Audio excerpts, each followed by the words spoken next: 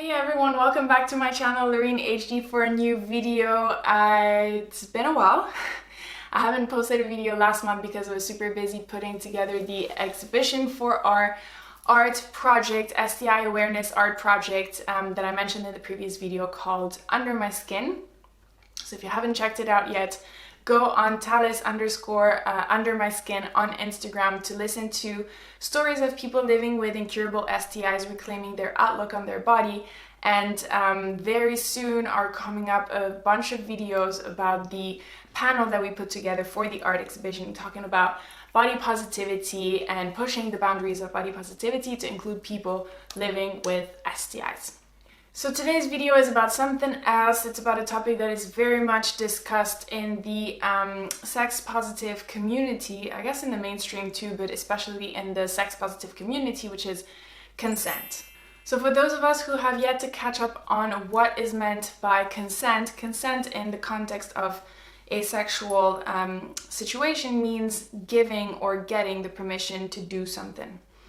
And the conversation around consent was really had big momentum in 2017 following the Me Too movement started by activist Tarana Burke, and it unveiled the assault and harassment that women undergo daily, from rape cases to microaggression, and it really showcased how it didn't matter who the woman was, where she came from, what she looked like, where she worked. From the moment you're a woman, you are just more likely to undergo these situations. And the good conversation that started following that was a conversation of education, how to give and how to ask for consent. It sounds very simple, but it's not straightforward. Very often people don't use words to ask for consent or to give consent, and when words are not used, then things are left up for interpretation, which can then be subjective and understood very differently according to what the person really wants from the situation. So again, I want to talk about this because I feel like we haven't really scraped the surface of what does consent mean when you are someone living with an STI. What are the moments where consent will show up, and what is the work that you have to do to make sure that you are practicing consent in your relationships? So I just want to share that with you today. I just want to share, I think I have 4 situations or 4 sort of takeaways on how to practice consent when you are in a discordant relationship, which is one where one person is living with an STI and the other person is not. The first aspect to consider when wanting to practice consent in a discordant relationship is timely disclosure and giving your potential partner the chance to make an informed decision on whether they want to be intimate with you or not, and whether or not they want to take the risk to contract what you have. If you need help or tips on how to disclose to a potential partner, I made a video about it a few years ago that you can check out.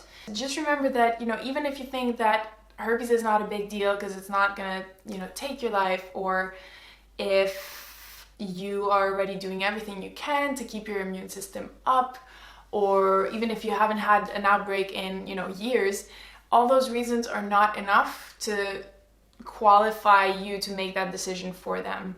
And you making that decision for them says much more than actually having herpes or whatever STI you have. I'm talking about even casual sex, any type of sexual activity that you're gonna have. Timely disclosure should be mandatory. I've gotten there myself through trial and error. So if you're watching this video because you have slept with someone without telling them, I also made a video about that. You can check it out on how to set the record straight with a person that you have not disclosed in a timely manner. Now, the second aspect to consider when wanting to practice consent in a discordant relationship is understanding that consent can be withdrawn at any point. And for this, I'm going to tell you a little story that happened to me. Story time. I was seeing this guy for, I think we stayed about a month, just, dating, hanging out, texting each other, kissing, and that was as far as we went in terms of being physical with each other. And I disclosed pretty quickly that I had herpes, and he didn't really ask any questions. He didn't ask what it meant for him. He didn't ask questions about it, and him not asking made me feel like, you know, he was comfortable with it, or maybe he was already educated about it, and that I didn't, you know, need to ask him if he needed more context or more information about it. So he didn't ask, and I took that as, well, maybe he'll do his research on his own and he's comfortable with it, so I don't need to sort of, you know, bring the topic out and back again. I disclosed that I had it, and that was my part. I did my part. Great. At that point, after a month, one night we just go for drinks, and then we go for dinner, and then we go for drinks again, and then we end up back in my place. And so by then, you know, we start to take our clothes off and make out, and it was pretty obvious that we were going to sleep with each other. And then at that point, it's like something froze, something was wrong, you know, something was off clearly. And so I asked him, and I was like, is everything okay? And he said that he wasn't feeling ready and that he needed more time, that he thought maybe we were going to talk about it a little more. And I, like, my jaw just dropped. And I was so confused that he, you know, had been hanging out with me for a month, and that he followed me back to my place, and that he took his clothes off, and he let me take my clothes off to, like, get to the point of, like, oh, well, I don't feel so comfortable, or I don't feel ready yet. And I felt straight up humiliated, completely humiliated. And I didn't understand, you know, why he didn't bring up any of those feelings, any of those requests earlier. And then taking some time to process things on my own, that's usually how I process things, I realized that me being mad meant that I was placing my humiliation as more important than his consent. And that his consent mattered only if it fit into a time frame that I considered appropriate. And that essentially that was wrong, that was unfair. And when we hear about, you know, people wanting to withdraw consent when even the sexual act is undergoing, and that should be considered normal, I realized that essentially I was being the bully. I was being the, I don't know how to call it, like the perpetrator who was making him feel bad for not sleeping with me because he had not asked before about wanting to know more, or he had followed me home. Like, he had given me cues that he was fine with it until he was not. And essentially, I guess my takeaway for you is, don't assume that, one, because someone is not asking you actively questions about it, that they don't have questions. Maybe make sure that you're bringing up, you know, are you wondering about anything? Is everything clear? Do you feel comfortable? Is there anything I can do to help you, you know, just be more comfortable with it or educated? Make sure you bring it up. It's not just about, you know, disclosing it one time and then boop, let's forget about it. But also don't assume that because things are going in a certain way, they will automatically lead to the outcome that typically happens. If people don't want to have sex with you after, you know, even after they've known for maybe a week, 2 weeks, a month, it's not your place to make them feel bad about it. Try to be understanding that, you know, someone can be into having sex, and then the second after they can not be into having sex, and they shouldn't be made to feel like they did something wrong. And it's humiliating. I'm not going to tell you it's not humiliating, but these things happen, and it's important for us to process them in the right way.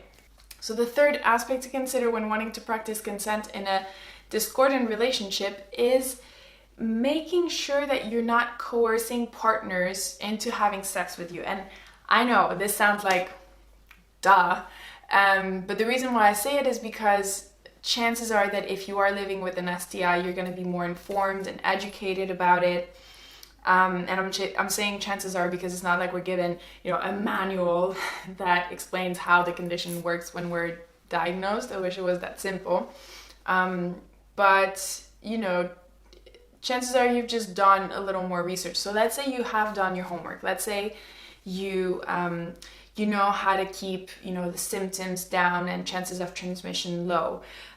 You know a few stats about it, like the actual pervasiveness of the condition, or you know how the risk is perceived versus the actual medical implication. Like, you know, you're informed, and that knowledge might put you in a position of power compared to someone who doesn't have much knowledge about it. Now, being responsible about your status isn't just knowing about it, like knowing information about your condition. Being responsible about it also means being responsible in how you're going to use that information. You know, if there's a risk that you can't erase, you shouldn't use your knowledge in a way that makes it seem like you know so much about it that, you know, you can dodge this risk or to give off that impression. You have to accept that sometimes knowing all the facts in the world is not going to have or is not going to be enough to give that confidence to someone to take the risk, or is not going to make them feel comfortable, and that's okay. It might not feel fair, it might not feel kind, but that matters less than giving them the opportunity to make an informed decision objectively, like not trying to influence their decision-making process. And the fourth and last thing to consider when wanting to practice consent in a discordant relationship is not to assume that whatever agreement was given at a specific point in time is valid forever. If your partner has agreed not to use condom once, it doesn't mean that they'll agree to not use it forever, or it doesn't mean that you shouldn't go through asking if they want to use condoms or not at every sexual encounter. Don't make that one time count forever. It's okay to change your mind. It's okay to change their mind. Don't give them shit if like they want to use condoms once and then another few times, you know, they don't want to use condom. Don't interpret it as like, oh, well, you need to make up your mind. Either we use it or we don't. It doesn't have to be. Sex is not a linear path, and it doesn't have to be that once you've decided or tried something that you have to stick with it. A sexual encounter is likely to be different at every single encounter, and you know, the goal is for everyone to have fun in it, so you need to make sure that boundaries and priorities are set at every single encounter rather than assuming based on what happened the previous time that it will be valid for this time or any future time. If you think this video was helpful, please leave a thumbs up, and if you have your own tips or your own observations that you've learned in your experience, or maybe you've read them somewhere or whatever, leave them in the comments below. And if you just want to chat with me privately, you can DM me on Instagram at LoreenHD. I wish you all a very good summer. That's it. Thanks for watching, and I'll see you soon. Ciao.